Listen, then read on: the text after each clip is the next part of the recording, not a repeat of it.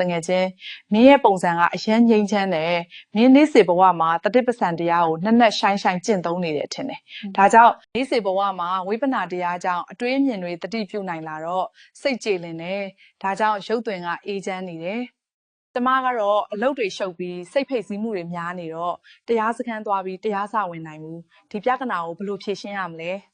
ကစားမရှိပါဘူးအရှင်ညာနာတသတင် जा ပို့ချသော Zoom meeting ကတဆင့်တတိပဋ္ဌာန်တရားတော်များနဲ့တရားတော်များကိုသင်ယူနိုင်ပါသည်အရှင်ညာနာတသကနေပြီးတော့ Zoom meeting နဲ့တရားဓမ္မတွေ mindfulness meditation တွေကိုကိုယ့်အိမ်ကနေပဲသင်ယူလို့ရတယ်လို့ဆိုလို့လား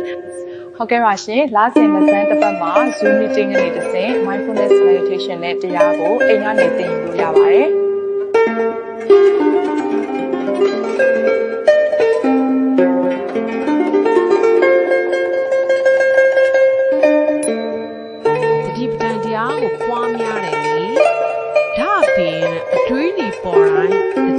တက်ပြီးမခံစားလို့စိတ်ကြည်လို့ရုပ်ကြည်ရပါဘောတကယ်ချင်း